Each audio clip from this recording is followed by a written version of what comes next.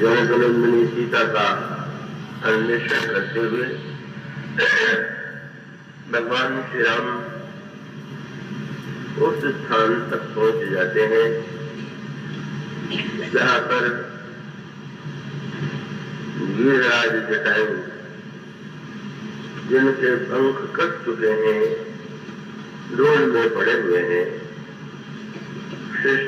शरीर रक्त से सना हुआ है। प्रभु ने देखा कि शरीर की यह स्थिति होते हुए भी गिरिराज जी पूरी तरह भगवान श्री राम के चरण की रेखाओं के स्मरण में तल्लीन है, डूबे हुए। प्रभु ने बड़े स्नेह से उन्हें उठा लिया, उन्हें गोद में ले लिया, बड़े प्रेम से उनके शरीर को सहलाने लगे, उनके सिर पर अपना कर कमल स्थापित कर दिया। गिरिराज जी की आंखें खुली, उन्हें प्रभु की ओर देखा और देखते ही उनकी सारी पीड़ा वो समाप्त हो गई। तो गिरिराज जी का जो यह प्रसंग है अनेक दृष्टियों से बड़े महत्व का प्रसंग है। यहाँ पर एक बड़े महत्व का सूत्र दिया गया जो हम सब लोगों के लिए बड़ा ही उपयोगी है, और वह यह है कि व्यक्ति के जीवन में ऐसे अनेक अवसर आते हैं, समस्याएं आती हैं, जिससे व्यक्ति दुखी होता है, पीड़ित होता है, चिंतित होता है। शरीर में यदि कोई रोग हो, शरीर में कोई कष्ट हो, तब तो व्यक्ति अत्यंत दुखी होता ही है। तो ऐसी स्थिति में दुख के निवारण करने के लिए या दुख की मात्रा को कम करने के लिए क्या करना चाहिए? तो ये बात तो आप हम सब भली भांति जानते हैं कि शरीर में जो दुख होते हैं, कष्ट होते हैं, का वो केवल शरीर से ही नहीं, उनका संबंध मन से भी अत्यधिक जुड़ा हुआ। का आपने देखा होगा कि कष्ट हो रहा है, पर उसी समय मन अगर किसी तरह से दूसरी ओर चला जाए तो उस समय वो मन के कष्ट की अनुभूति जो है, कष्ट तो जो का जो है, लेकिन कष्ट का जो अनुभव होता है वो तो मन में होता है। और जब कष्ट का अनुभव मन में होता है तो आपने देखा ही होगा कि लोग जो स्नेह करते हैं तो वो रोगियों का ध्यान थोड़ा बटाने की चेष्टा करते हैं। और बटाने की चेष्टा करने का अर्थ है कि अगर शरीर और मन पूरी तरह से एकाकार हो जाएंगे तो कष्ट की मात्रा, उसका अनुभव अत्यधिक हो जाएगा। पर मन को अगर थोड़ा उससे अलग किया जा सके तो उतनी मात्रा में दुख का अनुभव भी कम होता है। अब ये तो सांसारिक प्रसंगों में भी यह प्रश्न किया जाता है, किंतु ये जो गिरिराज का प्रसंग है, का वह प्रसंग तो ध्यान की ऐसी उच्च स्थिति का वर्णन है जिसका भक्त शास्त्र में, योग शास्त्र में वर्णन किया गया है। और वो ये है कि सांसारिक वस्तुओं से भी मन को थोड़ा बढ़ावा तो होता है, पर उसके स्थान पर का अगर हम मन को किसी तरह से भगवान की ओर मोड़ सके, भगवान के चरणों में जोड़ सके तो इसमें कोई संदेह नहीं है कि व्यक्ति की पीड़ा यदि पूरी तरह से नहीं तो बहुत अधिक मात्रा में मिल सकती है। तो ये जो ध्यान की पद्धति है, तो इस ध्यान की पद्धति में इस समय गीतराज दिखाई दे रहे हैं। आप देखेंगे कि श्री सीता जी भी लंका में जब विराजमान है तो उस समय सारा वातावरण अत्यंत प्रतिकूल है। अशोक वृक्ष के नीचे वे बैठी हुई है, चारों राक्षसियां उनको डरा रही है। अब ऐसी स्थिति में श्री सीता जी अगर हर समय राक्षसियों की आकृति को देखने लगे, राक्षसियों की आकृति पर ही उनका मन केंद्रित हो जाए तो उनका परिणाम ये होगा कि वो पीड़ा और दुख तो असह्य हो जाएगा। तो आप पढ़ते हैं यद्यपि शरीर से श्री सीता जी लंका में है, पूरी तरह प्रतिकूल वातावरण में है, लेकिन वे क्या कर रही हैं? तो वहां पर गोस्वामी जी ने जो दोहा लिखा, आप उसकी ओर ध्यान अपनी दृष्टि डालें। गोस्वामी जी कहते हैं कि श्री सीता जी की जो आंखें हैं, कौन आंखों को तो उन्होंने अपने चरणों की ओर निवृत्त कर दिया है। तो ऐसा लगता है देखने वाले को कि श्री सीता जी अपने चरणों को देख रहे, किंतु गोस्वामी जी कहते हैं कि नहीं, यद्यपि उनके नेत्र श्री अपने चरणों से ही जुड़े हुए हैं, किंतु उनका वो जो ध्यान है वो कहाँ है? तो गोस्वामी लिखते निज पद नयन दिए मन पर राम चरण महली, मन श्री राम के चरणों में लीन है। अब थोड़ा मैं दो बात कहने जा रहा हूं, तो भी हो सकता है सरल हो सकता है, मुझे तो पता नहीं है, पर आप एकाग्रता से सुनेंगे तो कम से कम आपको हम सब लोगों के लिए एक मंगलदायी संदेश हो।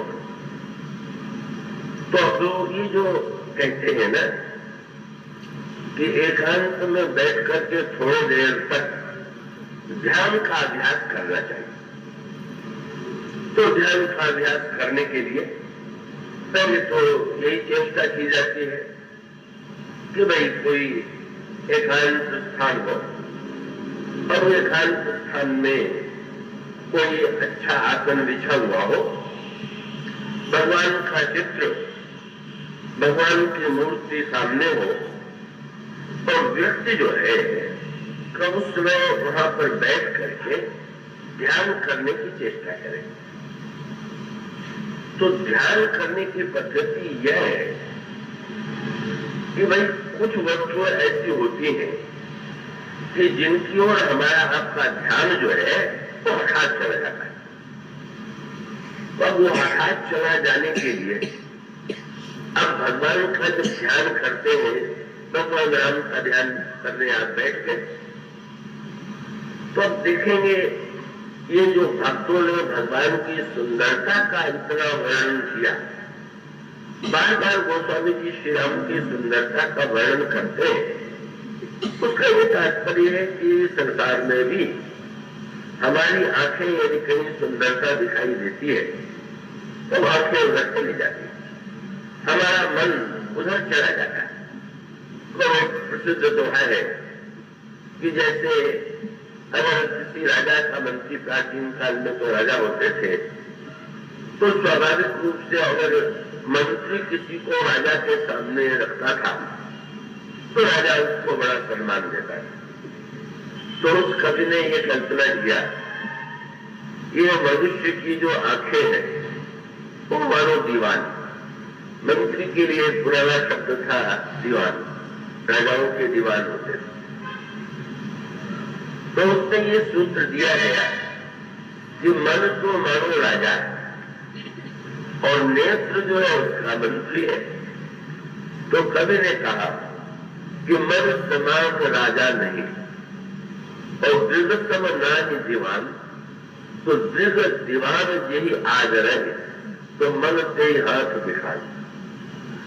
कहीं जब किसी व्यक्ति की दृष्टि किसी की ओर चली जाती है तो स्वाभाविक रूप से मन भी कहूं तो मानो स्वयं उसके हाथों दिख जाता है।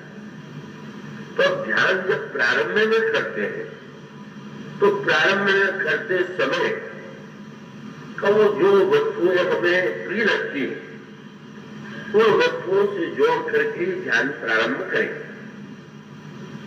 और ध्यान प्रारंभ करते हुए अंत में ध्यान की पद्धति जो है वो धीरे धीरे धीरे धीरे का पहले तो भगवान का जो की मूर्ति है उसको देख रहे हैं। भगवान की मूर्ति को बड़े सुंदर वस्त्रों से आप सजा दीजिए। भगवान का चित्र है तो उसे सुंदर सजा दीजिए। तो ये जो सुंदरता से अभी आप भगवान इस रूप में विराजमान है, कहीं का जो श्रृंगार है या मंदिरों में आपने देखा होगा जिन दिनों उत्सव होता है उन दिनों बड़ी भीड़ होती है। तो भगवान तो पूरे 12 महीने वही, और उन दिनों जब ये सूचना मिलती है कि भगवान क्या इस समय झांकी सजी होगी तो उस आकर्षण से व्यक्ति चला जाता है। तो ठीक है कि वो व्यक्ति जो है किसी भी प्रकार से भगवान की ओर आकृष्ट हो, यही मानो भक्तों की चेष्टा है। तो चाहे श्रृंगार करके, चाहे सुंदर बिजली जला करके, चाहे प्रकाश करके, चाहे झांकी सजा करके, किसी प्रकार से व्यक्ति आवे तो कम से कम उसी के लोभ से आवे। तो आने के बाद समस्या बड़ी कठिन ये होती है कि भाई भोजन को स्वादिष्ट बनाने के लिए मसाले का प्रयोग किया जाता है। तो अगर मसाले का प्रयोग इतना अधिक हो जाए कि भोजन के स्थान पर केवल मसाला ही मसाला उसी की ओर व्यक्ति की जीभ का चली जाए तो वो भोजन का रस खो देगा और वो भोजन उतना स्वास्थ्य वर्धक नहीं हो। इसी प्रकार से ये जो भगवान को सजाते हैं, कब भगवान को सजाते हैं वह निमंत्रण है। पर यहाँ सूत्र पर ध्यान दीजिए, भगवान ये जो श्री जटायु जी है किस वस्तु का ध्यान कर रहे हैं? तो कहते हैं भगवान के चरणों की रेखा का। अब रेखा जो है, अगर ये वो स्वामी जी लिखते कि गिरिराज भगवान की सुंदरता का ध्यान कर रहे हैं, उनके मुख का ध्यान कर रहे हैं, तो प्रतीत होता। तो गिरिराज भगवान राम के मुख का नहीं, शरीर का नहीं, चरण का भी नहीं, केवल चरण की रेखा का ध्यान कर रहे हैं। सचमुच ध्यान की पद्धति यही, ध्यान की पद्धति का अभिप्राय विस्तार नहीं है, धीरे धीरे समेटना।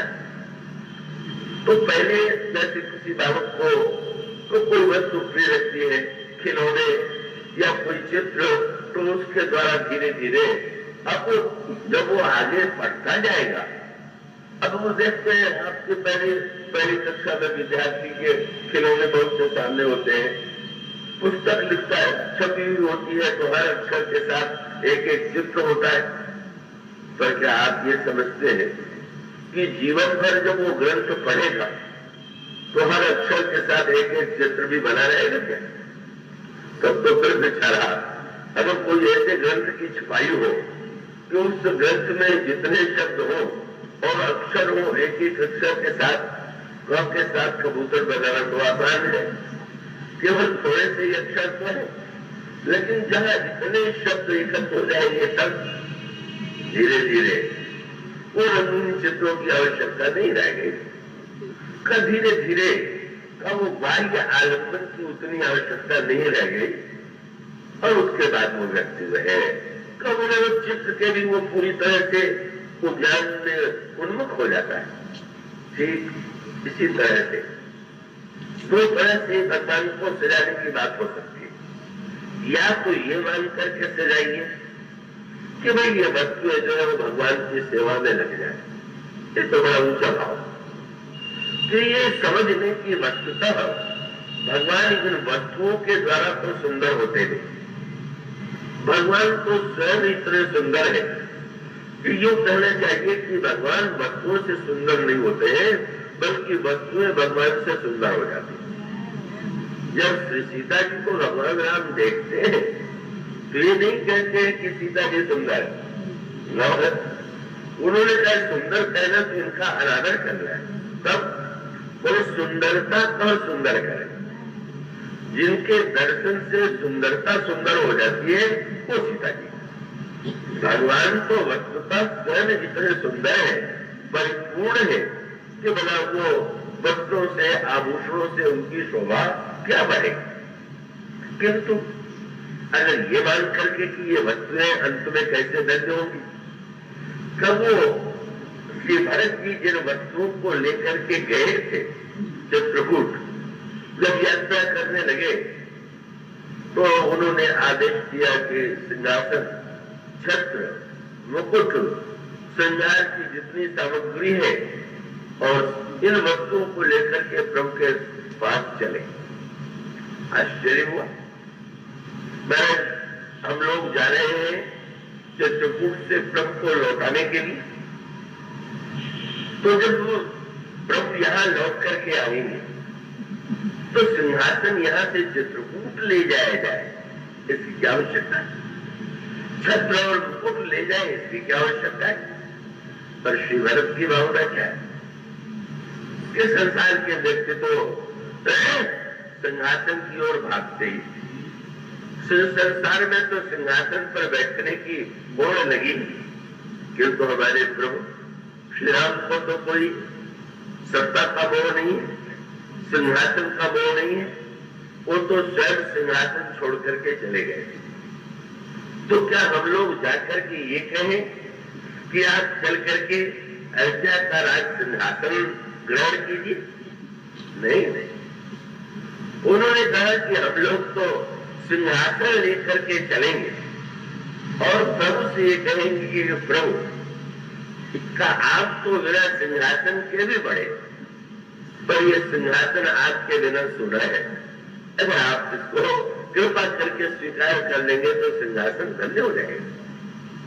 तो ये दृष्टि अगर जो श्री भरत की है, तो भरत की दृष्टि तो यही है कि उन वस्तुओं के वो वस्तुएं भगवान से जो जुड़ गई, जो भगवान को अर्पित हो गई, वो वस्तुएं ही धन्य हो गई। इसलिए चाहे श्री सीता जी हो, वह सुंदरता को सुंदर बनाती है, और चाहे भगवान श्री राम हो, वो भूषण भूषणात्मक, उनके पहन लेने से भूषण में चमक आ जाती है।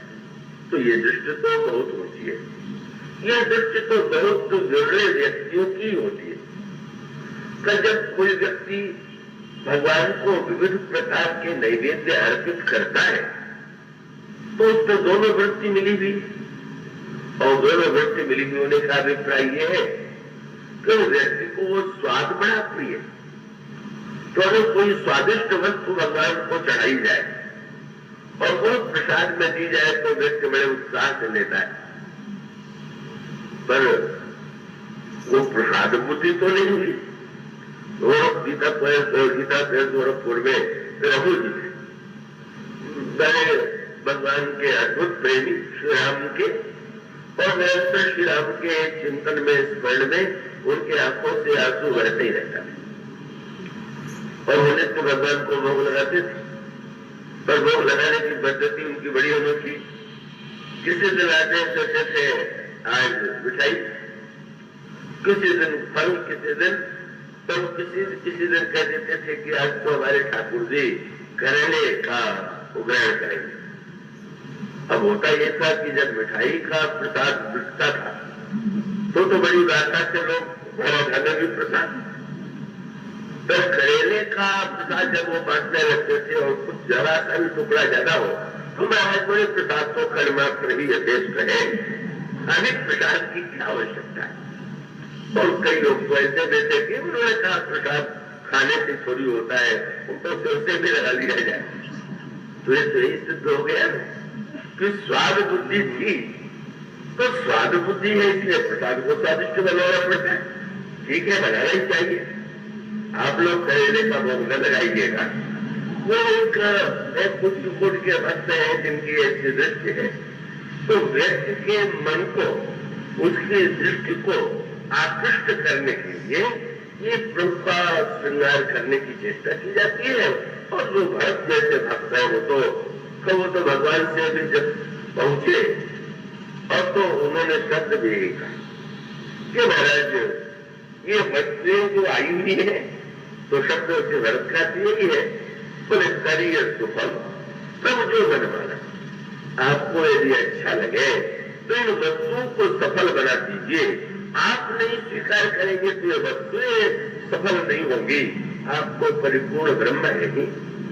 तो मानो प्रारंभ में स्वाद के द्वारा भगवान का प्रसाद है, चलो भाई कभी कभी दिखाई देता है, पता चल जाए कि आज कथा के साथ प्रसाद भी बंटने वाला है। कई नगरों में परंपरा है कि नित्य प्रसाद, और वो प्रसाद की बात में थोड़ी भीड़ प्रसाद प्रेमियों की एकत्र हो जाती, तो अच्छी बात है ना। चलो स्वाद के लिए ही कोई आ जाए, श्रृंगार के लिए ही कोई आ जाए, तो उस तरह से आना तो अच्छा है। लेकिन आने के बाद धीरे धीरे तभी भगवान कहीं जो सुंदर वाद्यों के द्वारा ये गीत है, भजन है, तो वो इसीलिए तो है कि व्यक्ति के कानों को संगीत प्रिय लगता है, मधुर कंठ प्रिय लगता है। तो इसलिए अगर कोई सुंदर कंठ से रामायण की चौपाई गा दे, कोई भजन गा दे, तो व्यक्ति जो है हठात जो है सुन लेता। किंतु फल यह नहीं, फल अगर ये है तो जो बात मैंने आज से कही कि धीरे धीरे जब भगवान के रूप के बाद भगवान के स्वरूप में व्यक्ति चला जाता है, ये दो शब्द आते हैं रामायण में, रूप और स्वरूप। तो श्री राम का रूप तो बड़ा सुंदर है, पर रूप के साथ एक शब्द और बताया गया, राम तुम्हारा स्वरूप वचन अगोचर बुद्धि पाए। श्री राम जो तुम्हारा स्वरूप है वह तो वाणी का विषय है ही। अब यूं कह लीजिए कि सुपर्णखा श्री राम का रूप तो देखती है, पर श्री राम का स्वरूप तो नहीं देखती, और इसलिए वो भटक गई। माने भगवान बड़े सुंदर है, रासलीला होती है, कब वो बालक भगवान कृष्ण के रूप में आते हैं, तो वो स्वाभाविक रूप से प्रत्येक व्यक्ति उन्हें देखता है, आनंद आता है, भगवान की लीलाओं का स्मरण आता है। तो अभी मैं आ रहा था तो मुझे अच्छा लगा कि उसमें जो कवि आए होंगे कि वो स्वामी हरगोविंद जी, उन्होंने लिखा है कि भगवान का दर्शन उसी समय करना चाहिए जिस समय वो श्रृंगार और देश में। ये यहाँ पर देखा मैंने, तो सूत्र बड़ा सुंदर है। इसका अभिप्राय ये हुआ कि ऐसा न हो, और कई बार ऐसा होता है कि वो हम कहीं ऊपर से नीचे की दिशा में न चले जाए। हर साधना के साथ सबसे बड़ी समस्या है, अधिकांश लोगों की वृत्ति जो है फैलती अधिक है, सिमटती कम। और सिमटने का अर्थ क्या है, कसौटी क्या है, और वो कसौटी वही है जो मेरे पत्रिका में गोस्वामी जी ने कहा। कब गोस्वामी जी से पूछा गया, गोस्वामी जी ने कहा कि श्री राम प्रिय लगने लगे, इसकी एक ही कसौटी क्या। गोस्वामी जी ने रामायण का जो वर्णन किया, नौरस का वर्णन, नौरस कहीं हास्य रस है, कहीं धीर रस है, कहीं रौद्र रस है। तो साहित्य के रसों से भी व्यक्ति साहित्य के नौरस प्रसाद बनता है, तो 6 रस, और 6 रस के द्वारा प्रसाद बचा। 9 रस के द्वारा कथा कही गई या सुनी गई, तो उसका फल, उसकी कसौटी क्या है, वो समझने बड़ी कड़ी कसौटी निकली। और कसौटी वही है बोले जो मुनि राम लागते मीठे तो सटरस नवरस अनरस रस हो जाते अति शीघ्र। अगर रामायण में एक दिन ऐसा आवे कि 9 रस दिखाई बंद हो जाए और केवल रामरस दिखाई दे, साहित्यकार से पूछिएगा तो कहेगा रामायण में 9 रस है, पर भक्त तो अंत में देखता है कि 9 कुछ नहीं, ये तो एक ही रामरस। और इसी प्रकार से उन्होंने कहा दशरथ न आएगा, न दशरथ न तो 9 रस, सब रस में है। तो इसका अभिप्राय ये हुआ कि जिह्वा से जुड़े हुए, 9 रस में है तो इसका अभिप्राय काल से जुड़े हुए, वाक्य के द्वारा जब भजन प्रिय लग रहा है सुंदर कंठ से तो उसका अभिप्राय राम से जुड़े हुए, और जुड़ना बड़ा अच्छा है। पर आनंद तो तब आएगा कि जब धीरे धीरे इन वस्तुओं की आवश्यकता ही न रह जाए, कुछ आवश्यकता नहीं। अगर आप केवल सावन के महीने में झूला देखने के लिए भगवान के पास जाते हैं तो कमी की बात है। 12 महीने चाहिए ना, नहीं होगा झूला, नहीं होंगे उतने खाट के कपड़े, पर भगवान तो वही होंगे ना। तो धीरे धीरे हम श्रृंगार के द्वारा आते आते भगवान के स्वरूप से उठ करके भाई जो ब्रह्म है उसका दिव्य रूप क्या है ये तो दिखाई दे रहा है। बस दिखाई देने के बाद प्रभु से हम प्रार्थना करें कि प्रभु अपना स्वरूप दिखाइए। तो ये जो परंपरा है, इसलिए फिर उसका अर्थ ये रामायण में बड़ी सुंदर बात आई का भगवान श्री राम जिस समय मां कैकेयी की आज्ञा से मुकुट उतार दिया उन्होंने, कौशल्या अम्मा तो इस दृश्य को देख करके इतनी व्याकुल हो गई, उनके आंखों में आंसू आ गया। उन्होंने भरत से यही कहा कि भरत मैं क्या कहूं अपनी आंखों को, मेरे ही सामने राम वन की ओर गए और वो दृश्य जब मेरी आंखों के सामने आया कि तो आयत भूषण वसन ताप सजे रहो वीर, जब उन्होंने मुकुट उतार करके रख दिया, उन्होंने अपने शरीर से गहने उतार करके रख दिए, जब उन्होंने वस्त्र पहन लिया और उस दृश्य को देख करके भी अगर मैं जीवित रही तो मैं यही कह सकती हूँ कि मेरा हृदय तो अत्यंत कठोर। और यहाँ तक तो वर्णन आता है कि कैकेयी जी ने तो सीता जी के सामने भी वलकल वस्त्र रख दिए, परंतु पूर्वशिष्ट ने निषेध किया। मानो उनको ये लगा कि यह दृश्य तो माताओं को कितना असह्य हो जाएगा कि वो श्री राघवेंद्र की प्रिया और वो जो परम किशोरी का वो इस तरह से का बलकर वस्त्र धारण कर ले, किंतु वो तो स्नेह जहाँ है वह ऐसी प्रतीति हो रही। किंतु वो स्वामी जी ने 2 बात लिखी और दोनों प्रसंग में सार्थक है। सीता जी जब वन में गई तो उन्होंने बलकर वस्त्र पहन ही लिया, पेड़ की छाल का वस्त्र सीता जी ने धारण किया। और जिस समय महाराज श्री जनकपुरी से आए चित्रकूट में और सीता जी महाराज श्री जनक के पास आई और जब महाराज जनक ने देखा कि उनके शरीर पर तो आभूषण नहीं, रेशमी वस्त्र नहीं, बलकल वस्त्र है, उन्हें कैसा लगा? वो स्वामी जी ने कहा कि जनक की दृष्टि थी, उस वेश में देख करके इतने प्रसन्न हुए। वो स्वामी जी कहते हैं अंतर था ना, वो दृष्टि वह थी, बल तापस वेश जानकी ही देखी, भयम जलह प्रेम परितोष विषय, बड़े प्रसन्न हुए और सीता जी को हृदय से लगा लिया और हृदय से लगा करके यही कहा, पुत्र पवित्र किए कुल करो, सुजत धवल जग कह सबको, गंग अवन फल तीन बड़ेरे, तैय साधु समाज कनेरे। पुत्री इस वेश में तुम्हें देख करके मुझे बड़ा संतोष हुआ, बड़ी प्रसन्नता हुई। तुमने तो वस्त्र और आभूषण का परित्याग करके तुमने तो मुझे ऐसा लगता है कि तुमने दोनों को कुलों को पवित्र कर दिया, धन्य कर दिया। तुम्हारी शोभा आभूषण में थोड़ी है, वक्त से तुम्हारे सौ शोभा नहीं है, तुम्हारे त्याग में, तुम्हारे तप में, तुम्हारे प्रेम में। आज मुझे तो ऐसा लगता है गंगा बड़ी पवित्र है, किंतु मैं तो यही कह सकता हूं कि पुत्री तुम तो गंगा की अपेक्षा भी अधिक पवित्र हो, कल्याणमयी।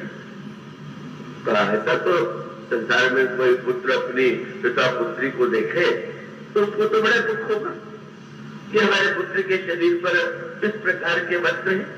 पर मानो जनक तो तत्वज्ञ है, जनक तो ज्ञानी है, तो जानते हैं कि सीता के लिए क्या रेशमी वस्त्र और क्या आभूषण, इसलिए उनको परम प्रसन्नता की अनुभूति होती है।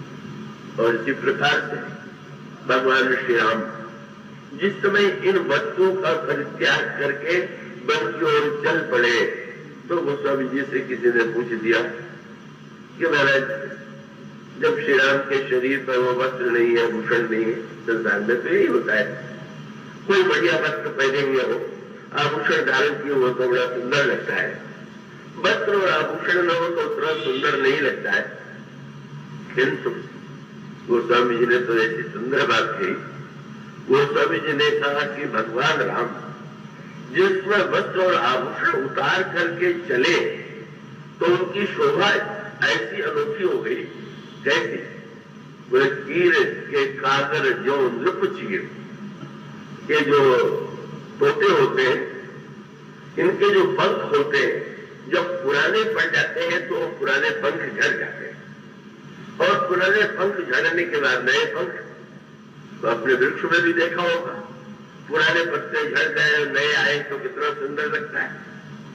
आपने तोते को भी देखा हो तो तोते का पंख झड़ जाने के बाद जब नया पंख आता है तो नया पंख और सुंदर लगता है। तो उन्होंने कहा जब प्रभु ने ये जो वस्त्र थे तो वो तो मानो तोते के पुराने पंख थे, वो झड़ गए। और ऊंचाई ने उन्होंने दूसरा दृष्टांत दिया कि आप तालाब में जाकर के देखें तो तालाब के ऊपर एक काई सी छा जाती है, हरी हरी, तो काई के कारण जल उतना साफ नहीं दिखाई देता, और काई हटा दीजिए तो जल चमकने लगता है। तुलसीदास जी ने कहा कि गहने और कपड़े जो थे वो तो काई की तरह सुंदरता को ढके हुए, उतार देने पर तो और वो चमक उठे। कीर के कागर जो नृप चीर शरीर रचो तो ये नीर जो काई। मानो यह श्री राम का जो दिव्य सौंदर्य है, और तब कितने सुंदर लगे जब ग्रामवासी स्त्रियों ने देखा इस देश में, तो उस देश में तो श्री राम ऐसे प्रतीत हुए कि गोस्वामी जी ने कहा कि उन गांव की स्त्रियों ने, तुलसीदास जी ने तुलना किया। वन से लौट करके आए तो राजा को तो राजसिक वेश में रहना चाहिए, वस्त्र आभूषण धारण करना चाहिए, प्रभु ने उसे धारण कर लिया। पर धारण कर लेने के बाद गोस्वामी जी ने कहा करिमज्जन प्रभु भूषण साजे तो अंग अनंग देह की शत लाए। जब वस्त्र और आभूषण पहन लिया तो सैकड़ों काम लज्जित हो गए। तो पढ़ करके लगता है कि भाई वस्त्र आभूषण का महत्व तो दिखाई देता है, पर गोस्वामी जी के ग्रंथ को जो ध्यान से पढ़ेगा उसके ध्यान में आ जाएगा। जब वस्त्र और आभूषण धारण कर लिया तो सैकड़ों कामदेव लज्जित हुए, और जब इसको उतार दिया तो गांव की स्त्रियों ने कहा कोटि मनोज लजावली हारे, 100 नहीं करोड़ों काम। अब यह जो दृष्टि है, जब वस्त्राभूषण नहीं तो हम इतने सुंदर प्रतीत होते हैं, तो मानो दृष्टि जो है अब भगवान के बहिरंग वस्तुओं से, वस्त्र तो बाहरी वस्तु है, आभूषण तो बाहरी वस्तु है, तो भाई बाहरी वस्तु से भीतरी भी आप जाएंगे कि भीतरी से धीरे धीरे बाहर चले जाएंगे, और जब भीतर जाने लगेंगे तब तो भगवान का सौंदर्य उस हर वस्तु में अब नवरत्न नहीं, अब षड्रत्न नहीं, वस्त्र और आभूषण नहीं, अब तो केवल भगवान का सौंदर्य, भगवान का रूप। और तब जो संगीत भी होगा वो हारमोनियम पर नहीं होगा, इसको आलोचना न समझ लीजिएगा, वो तो मैं भी नित्य सुनता हूँ जो भक्त रसिक सुनाते हैं। तो इसका अर्थ ये है कि ऐसा भी संगीत होता है तो जब भगवान राम और हनुमान जी का संवाद हुआ तो भगवान राम ने अपना परिचय देने के बाद हनुमान जी से कहा कि आपने चरित्र कहा मैं गाई, अपना चरित्र मैंने गा के सुनाया। कौन सा हारमोनियम सितार वीणा क्या बज रहा, कोई संगीत क्या कोई बाजा बज रहा था क्या, और क्या भगवान राम आलाप ले रहे थे क्या? पर भगवान राम को हनुमान जी से कहते अपना चरित्र मैंने गा के सुनाया। अब ये भगवान राम जब कहते हैं हनुमान जी से कि मैंने गा के सुनाया, तो सचमुच का अर्थ ये कि वो जानते हैं कि हनुमान के पास ऐसे कान है कि जो मेरे शब्दों में भी उसे संगीत सुनाई दे। तो संगीत जो है वो तो प्रभु का स्वर ही है। संगीत के द्वारा स्वर नहीं बल्कि स्वर जो होता है वो धन्य हो जाता है। प्रभु का जो स्वर था वही मानो दिव्य संगीत में। और इसी प्रकार से कब यही कहा जा सकता है कि भाई कि जब और व्यक्ति जाते हैं संगीतज्ञ तो न जाने कितने राग और कितनी रागनियां होती हैं, पर अगर कोई भक्त भगवान के विषय में गाता है और वो भक्त से गाता है और उससे पूछ दिया जाए कि आप किस राग में गा रहे हैं तो कहेगा भाई ये तो राग नहीं अनुराग रस में गाया जा रहा। जब राग के स्थान पर अनुराग आ जाए और भगवान जब गाते हैं तो उनका भक्तों के प्रति जो वात्सल्य है स्नेह है वही एकमात्र राग उनका है। और इसीलिए तो कबीर कहते हैं कि ऐसी स्थिति आ जाती है कि जब किसी बाह्य आलम्बन की आवश्यकता नहीं रहेगी, कुछ बाजी की आवश्यकता नहीं रहेगी। और वो कितना सुंदर है। वो कहते हैं कि ये शरीर जो है ये स्वयं एक तंबूरा है, तंबूरे पर संगीत गाया जाता है।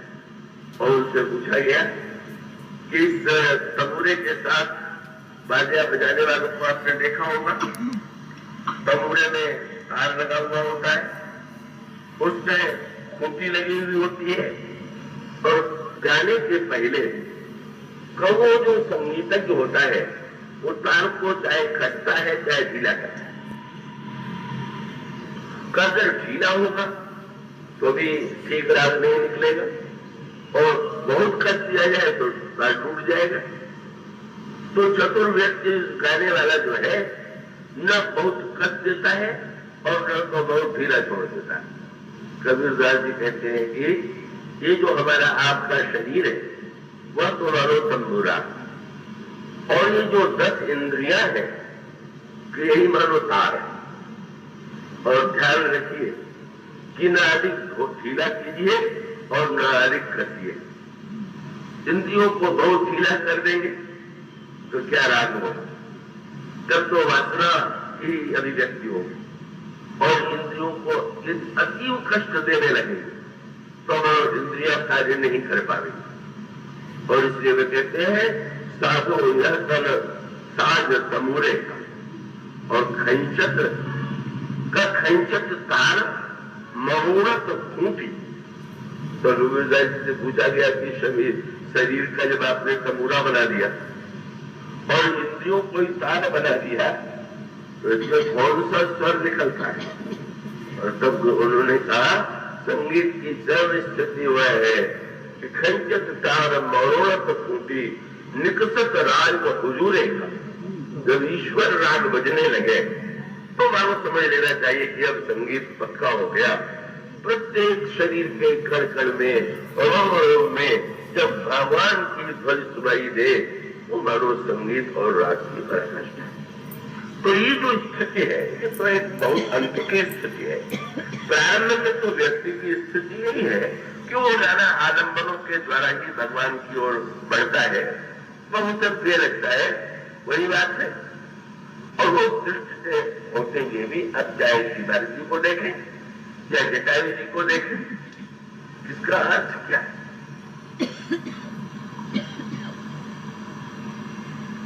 भगवान की आंखें सुंदर लगे, भगवान के अन्य अंग सुंदर लगे, वो तो ठीक है, लेकिन क्या रेखा में भी कोई सुंदरता होती है क्या?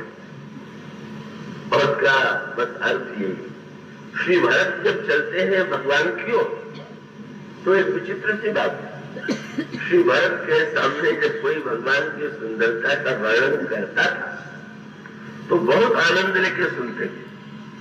तो चित्रकूट में उन्होंने प्रभु के सामने एक अनोखा वाक्य कहा, बोले प्रभु आपकी सुंदरता का वर्णन सुना तो मैंने बहुत सुना, निरंतर जो पास में बैठते हो तब क्यों? उन्होंने यही कहा कि महाराज मनो स्नेह सकोच बस सन्मुख कहूं न बैठ, दर्शन तृप्त न आज लगी, प्रेम प्यासे हैं। सारे संसार के प्राणियों के नेत्र जो है आपकी सुंदरता से तृप्त हो रहे हैं, पर हमारे नेत्र तो सदा प्यासे ही प्यासे हैं।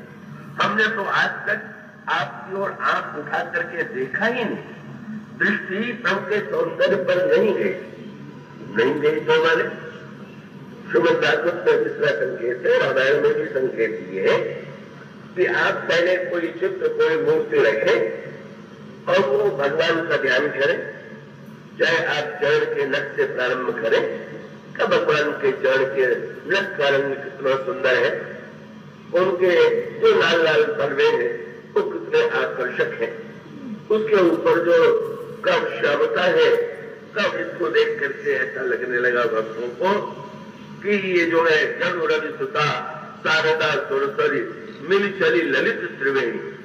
भक्त ने देखा तो उसको लगने लगा ये तो गंगा यमुना सरस्वती का संगम है, कल ये जो लाल तलवा है का उज्ज्वल वर्ण का नख है, ये श्याम वर्ण की जो वर्ण श्याम वर्ण जो है मानो यमुना है, का वो जो नख है वो मानो गंगा है, नीचे के तलवे जो है वो मानो सरस्वती है।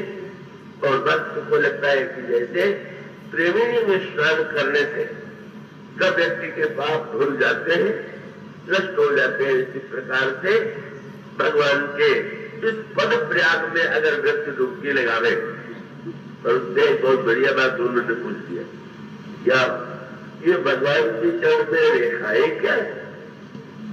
चरण में रेखाएं तो एक बड़ी अद्भुत बात उन्होंने लिखी।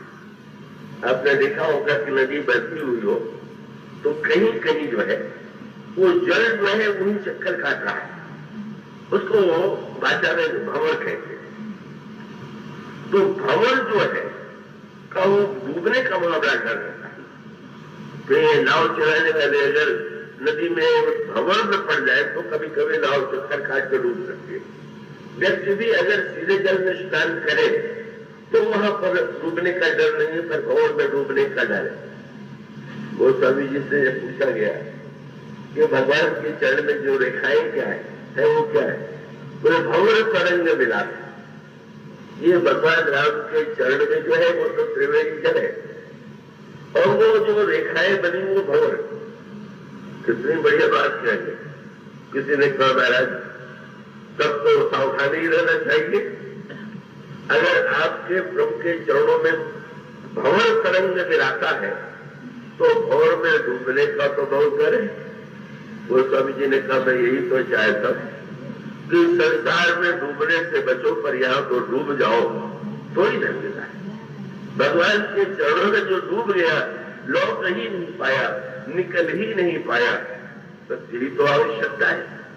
भगवान के प्रत्येक अंग का कैसा सुंदर पीताम्बर है, कैसा भगवान का सबकी नाभि है, कैसा हृदय है, मालाएं है, भुजा है, भगवान के मुख पर कैसी मंद मंद हंसी है। तुम्हें यह बात बताइए कि पूरा ध्यान करने के बाद मन को किसी एक अंग में लगा दीजिए, केवल एक अंग में। चाहे ये ध्यान कर लीजिए कि भगवान मुस्कुरा रहे हैं, और उस मुस्कुराहट में ही पूरी तरह से मन डूब गया। यह भगवान की दृष्टि में भगवान कितनी कृपा भरी दृष्टि से देख रहे हैं, इस बात का ध्यान करने लगी।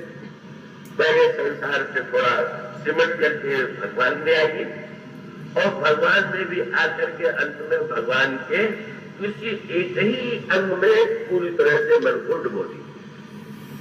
और इसका अर्थ ये हुआ कि जब एक ही अंग में आपका मन डूब गया तो आप रूप से स्वरूप में चले गए। पहले आप रूप देख रहे थे, और जब एक ही अंग में चले गए तो स्वरूप। और वो स्वरूप है, इसका अर्थ क्या हुआ? देखिए, श्री भरत और ये जटायु, इन दोनों के चरित्र में ये तत्व सामने आता है। और वो ये है कि श्री भरत जा रहे हैं और जाते हुए जिस समय निषाद राज से उनका मिलन हुआ तो निषाद राज से श्री भरत ने यही कहा, श्रीमद को मैंने सुना है कि प्रभु ने यहाँ पर शेषुपा वृक्ष के नीचे विश्राम किया था। चल करके उस स्थान का हमें दर्शन तो करा दीजिए। निषाद राज का हाथ पर क्या दिखाई पड़ा? वो स्वामी जी कहते हैं कि श्री भरत जी ने देखा कि भगवान श्री राम के चरणों की रेखा, एक इन ऐसी जिन रेखाओं का ध्यान कर रहे हैं वो तो चरण में है रेखा, पर जो भूमि पर भगवान का चरण पड़ा और चरण पड़ने पर भूमि धूल में रेखा बन गई। तो दो बातों पर आप ध्यान दीजिए, भक्तों की दृष्टि क्या है। वो स्वामी जी ने लिखा कि श्री भरत जी ने जब उन रेखाओं को देखा तो वहां की धूल को उठा लिया और धूल को उठा करके अपनी आंखों में लगा लिया। बड़ी अनोखी बात, धूल आंखों में चली जाए तो धूल धोते हैं कि भाई आंखें जो है वो धूल होगी तो वहां आंसू बहने लगेगा, धूल होगा तो कब तो मानो आंखें ठीक नहीं देख पाएंगी। लेकिन दो धूल ऐसी है कि जिसको आंखों में अवश्य लगाना चाहिए। और बोले तो श्री गुरु चरण सरोज रज, या तो गुरुदेव के चरण की धूल आंखों में लगाने योग्य है और या तो भगवान के चरणों की जो रज है। और उसका अर्थ यह है, किसी ने कहा आंखों में और धूल डाली जाए तो बढ़िया बात है ना, आपके आंख में धूल चला जाएगा तो आंसू तो आने लगेंगे। पर मानो संकेत यह है कि भक्त तो मानो जब उस धूल को उठा के आंखों में लगाता है तो दर्शन मात्र से उसके आंखों में उस स्पर्श हुआ और अश्रु प्रवाह होने लगा। वो अश्रु प्रवाह वो धूल के कारण नहीं होता, अनुराग के कारण होता है। पर गोस्वामी जी का अभिप्राय ये है कि अरे आंखों में आंसू आ जाना ये तो आवश्यक ही है। कबीरा अपना दूर कर रोने से कर प्रीति, बिन रोए खत पाइया प्रेम प्यारा मीत। तो वृंदावन में बड़ी प्रसिद्ध गाथा कही जाती है कि श्री रूप गोस्वामी जी महाराज बड़े अद्भुत भक्त और विद्वान दोनों थे। श्रीमद् भागवत की कथा सुनाते थे और वो स्वयं से दर्जन और सुनने वाले भी आंसू, उनके आंखों में आंसू आ जाता था। तो एक महंत जी थे, वो बेचारे तो वो बड़ा उनको अटपटा लगता था, सब लोग भाव रस में इतने डूब रहे हैं। तो वो धीरे से मिर्ची की एक थोड़ी सी टुकड़ा बात छोड़ करके रुमाल में बांध के लाते थे और जब लोग रोने लगते थे तो वो भी थोड़ा सा वो मिर्ची वाली बुकनी छुला देते थे तो आंसू बहने लगता था। किसी ने देख लिया, मन जी का एक आदमी तो रूप गोस्वामी जी से कहा कि तो बड़ा पखंडी मानते हैं, मिर्ची के बुकनी लगा करके आप में ही आंसू बहाता है। सुना तो संत की तो दृष्टि होती है। रूप गोस्वामी जी गदगद हो गए और वो मिलने चलने चले गए मन से। बोले धन्य है आप, कितने आप महान हैं कि आपने सोचा कि जिन आंखों में प्रभु के प्रेम के आंसू न बहे उसमें मिर्च ही डालना चाहिए। ये तो आप दंड देकर के बड़ा महान कार्य कर रहे हैं। वो स्वामी जी भी तो यही कहते, जिन आंखों में धूरी भरी भरी कमक भरी भरी मुट्ठी में लिए। तो ये संत की दृष्टि थी और लिखा हुआ है कि जो भी श्री रोज गोस्वामी जी ने यह वाक्य कहा, महन जी के आंखों से सचमुच वास्तविक अनुराग के आंसू बहने लगे।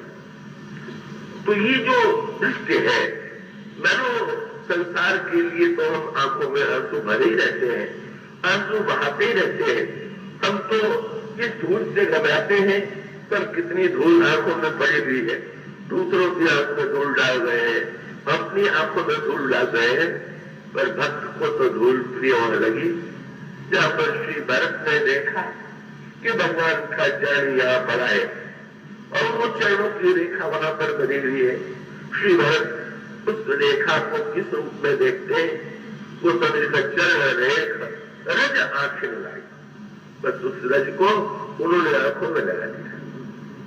किसी ने पूछा, वह इस धूल को आंखों में क्यों लगा रहे हैं? तो उन्होंने यही कहा कि मुझे ये पता चला है भैया लक्ष्मण से कि प्रभु जब वन की ओर गए थे तो उनके चरण के धूल के स्पर्श से पत्थर में भी चेतना आ गई थी। तो मैं भी बड़ा निष्ठुर हूं, कठोर हूं, इसलिए मैं भी ये चाहता हूं कि धूल के द्वारा हमारी आंखों में भी वही चेतना आ जाए। भक्त को तो अपने में ही कमी दिखाई देती है, भक्त तो बिल्कुल अपने में ही अभाव देखता है। और उन्होंने तो यही कहा कि भगवान राम के वनगमन का कारण मैं बना और फिर भी यदि मैं आज जीवित हूं तो मैं कठोर से कठोर हूं और उनका कोई आश्चर्य नहीं। कैकेयी का बेटा तो कठोर होगा ही और कैकेयी से भी कठोर मैं हूं, क्योंकि इस सृष्टि में भी नियम यही है, कारण के कारज कठिन हो दोष नहीं मोड़, पुलिस अस्थ से उपलते लो कराल कठोर। कब उन्होंने कहा पत्थर से लोहा निकलता है, तो वो पत्थर से भी अधिक कठोर होता है। हर चीज से वज्र बनता है, वो हर चीज से कठोर होता है। तो मैं कैकेयी का बेटा अगर कैकेयी से अधिक कठोर हूं तो इसमें कोई आश्चर्य नहीं। मानो यह जो उनकी अनुराग भरी भावना एक हो, इसीलिए तो भक्तों का तो भक्त के पास तो एक अनोखी आंख होती है। आपने रहीम का वो दोहा सुना होगा, हाथियों का ये स्वभाव होता है कि बहावत उनको लहला करके जब लाते हैं तो आप देखेंगे सड़क पर जहां धूल दिखाई देगी कब हाथी अपने शरीर पर डालना, तो उसको तो शास्त्रों में बंदे कुंजर शौचवश ये कहा गया कि तो हाथी का स्नान हुआ कि जल डाला और फिर धूल डाल दिया। तो रहीम जी से किसी पूछ दिया किसी ने कि धूल धरत नित सी सकल कब रहीम के काज, बुद्धिमान हाथी धूल क्यों डालता है? पर रहीम के भक्त हृदय ने यही कहा, धूल धरत नित सी सकल कब रहीम के काज, अरे जिन रज मुनि पत्नी तरी तुम ढूंढत गजरा।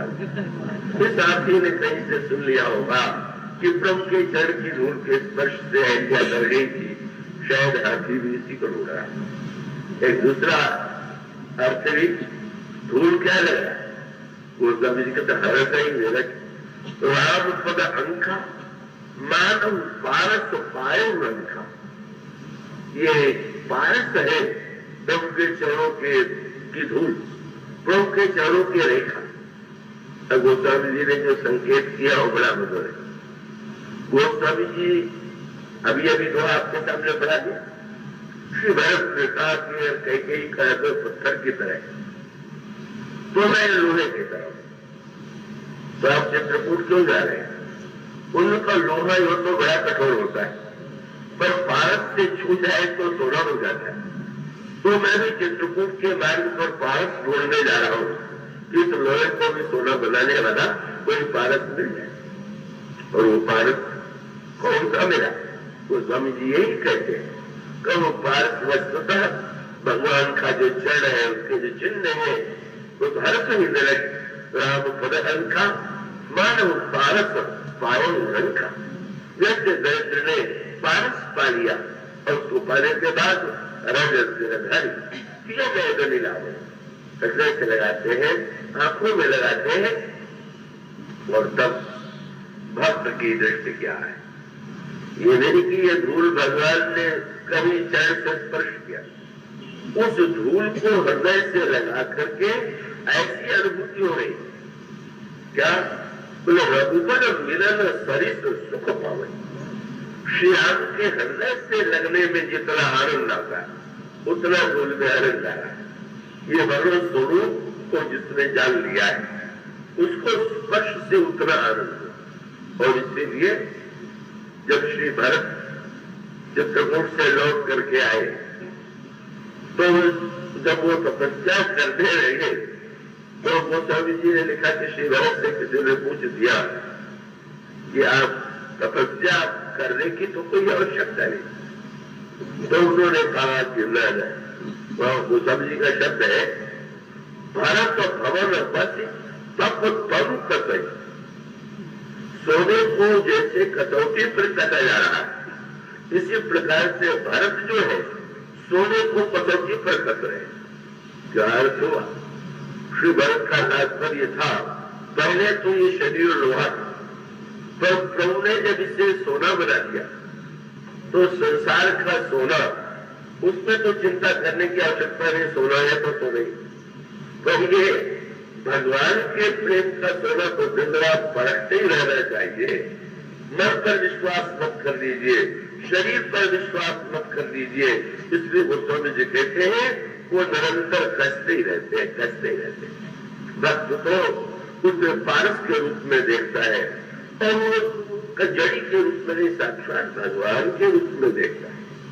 जब धूल में भगवान दिखाई देने लगे, रेखा में भगवान दिखाई देने लगे, और उसी समय श्री भरत जी ने देखा सोने के टुकड़े पड़े हुए, सोने के, जिसने अयोध्या के विशाल राज्य का परित्याग कर दिया है, उसने जब उस सोने के नन्हे टुकड़ों को देखा तो ऐसा व्यग्र होकर के उसको ले लिया, और वो लेकर के उन्होंने, गोस्वामी जी ने लिखा कि वो जिसने अपने सिर पर स्वर्ण और हीरे का मुकुट धारण नहीं किया, जिसने अयोध्या के सिंहासन को स्वीकार नहीं किया, उसने उन सोने के टुकड़ों को अपनी जटाओं में रख लिया। क्यों? वो स्वामी जी कहते चल रहे आंख में लाई और कहा तो न बलई प्रीति अधिकाई, और कनक बिंदु जो चारिक देखे राखे शीशम लेके। सीता जी है कनक बिंदु में जिसको सीता जी दिखाई दे रहे, धूल में जिसको श्री राम दिखाई दे रहे, वो कैसी अद्भुत दृष्टि होगी, वो कैसी अद्भुत आंखें होगी। और इसीलिए जिस समय प्रभु के चित्र लंका से लौटने के बाद राज्याभिषेक की घड़ी आई, तो गुरु वशिष्ठ ने कहा कि राम को स्नान कराया जाए। जब सेवक लोग श्री राम को स्नान कराने के लिए आए तो भगवान राम ने कहा मुझे, वो जो मेरे मित्र हैं हमारे बंदर, उनको पहले स्नान कराया जाए। और सेवक उनको स्नान कराने चले गए। तब श्री भरत जो है आगे बढ़े, बड़े प्रसन्न होकर के लक्ष्मण जी, शत्रुघ्न जी, प्रभु ने यही कहा कि नहीं, आज तो मैं राजा के रूप में तुम्हारे सामने हूं, भाई के रूप में नहीं। जो आज्ञा मैं दूंगा उसे तुम्हें स्वीकार करना होगा। श्री भरत ने स्वीकार किया। प्रभु के स्नान के लिए जो आसन रखा हुआ था उस पर प्रभु ने भरत को बैठा दिया, और बैठा करके वो स्वामी ने लिखा भगवान राम जटाओं को सुलझाने लगे। अब जो जटाएं 14 वर्ष में उलझ गई हो, पूरी तरह से उसको प्रभु सुलझा रहे हैं। श्री भरत ने यही कहा, प्रभु बड़ा विलंब हो रहा है, आप कृपा करके पधारे। तो प्रभु ने हंस करके यही कहा कि भरत, सिंहासन पर बैठने की जल्दी क्या है? तो इस सिंहासन पर बैठने के बाद राजा प्रजा की समस्याओं को ही तो सुलझाता है। तो अयोध्या की सारी समस्याओं को तो तुमने ही सुलझा दिया है, मेरे लिए तो कुछ होना ही नहीं, तो मेरे लिए तो यही कार्य है। और भरत, मेरा इसमें स्वार्थ है क्या? मैं तुम्हारी जटाओं का एक एक वो अलग करके देखूंगा। तो बोले मैंने सुना है कि तुम जो समस्त राज्य का परित्याग करते हो, सोने के टुकड़ों को तुमने जटा में छिपा लिया है। वह सोना कौन सा दिव्य होगा कि जिसको तुमने जटा में छिपा लिया? और उसका संकेत ये है कि वो तुम्हारा जो दिव्य अनुराग है, भक्ति का एक कण भी, जिसे एक कनक बिंदु, सोना नहीं, आभूषण नहीं, उसका एक बिंदु भी जिनको सीता जी के रूप में दिखाई देता है, जिनको भगवान राम के चरण की धूल, चरण की रेखा भी श्री राम के रूप में दिखाई देती है। और इसीलिए जब लौटने का समय आया और श्री भरत ने कहा कि प्रभु कोई आधार दीजिए, और प्रभु ने जब उन्हें पादुकाएं दिया और पादुकाओं को प्रभु ने श्री भरत ने सिर पर धारण किया, तो वो बड़ा विस्तार है, अलग अलग लोगों को पादुकाएं अलग अलग दिखाई दी। पर श्री भरत को क्या लगा, भरत मुदित अवलंब लगे थे, अब तो सुख जस श्री राम रहे।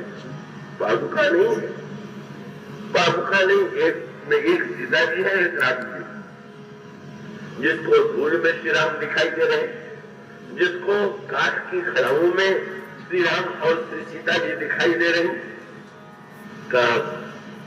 किसी ने पूछा प्रभु से कि भरत को तो ऐसा लग रहा है कि पादुका के रूप में आप उनके साथ जा रहे हैं, तो प्रभु ने कहा कि हाँ, भरत मुझे लौटाने आया था, तो लोगों को लगेगा कि मैं नहीं लौटा तो कोई बात नहीं, पर भरत के साथ मैं लौट ही रहा हूं। भरत ने ठीक ठीक पहचान लिया, तो एक रूप में यहां में रहूंगा और पादुका के रूप में अयोध्या भरत के साथ जाऊंगा। किसी ने कहा महाराज को उलट दीजिए, पादुका को चित्रकूट में छोड़ दीजिए और वहां पहुंच ले जाइए। प्रभु ने कहा कि भाई इस रूप में मुझे देखने वाले भी बिरले, पादुका के रूप में मुझे देखने की दृष्टि तो केवल भरत के पास है, जो पादुका में भी साक्षात ईश्वर को देख सके। इसलिए उसी के साथ पादुका के रूप में मैं जा सकता हूँ, जो पादुका में भी मुझे देख सके, मुझे पहचान सके। मानो यही जो परिपूर्ण दृष्टि है, जब वो भगवान का स्वरूप हृदय में आ जाता है, भगवान राम के स्वरूप का बोध होता है, तो यही लगता है कि वो तो एक एक कण, वो एक कण में ही समग्र ब्रह्म, परिपूर्ण ब्रह्म विद्यमान है। ये नहीं है कि आंख अधिक सुंदर है, चरण कम सुंदर है, खड़ाऊ और कम सुंदर है, ये जहां पर वृत्ति नहीं रहती। तो ये जो ध्यान की परिपूर्णता है, पहले का आवरण का ध्यान, जिसकी व्याख्या अधिक नहीं किया जा सकता है, वो तो एक विषय अलग है। इसलिए लिखा जाता है भगवान का ध्यान करने के पहले आवरण का ध्यान, आवरण के ध्यान के बाद भगवान का पंचायतन के साथ ध्यान, पंचायतन के बाद फिर भगवान राम का ध्यान, फिर भगवान राम के ध्यान के बाद एक ही अंग में व्यक्ति का मन पूरी तरह से समा गया, एकाकार हो गया। और आज यही दिव्यता जो परिपूर्णता भरत में है, वही इस गीत में है, जो मैंने आपसे कहा।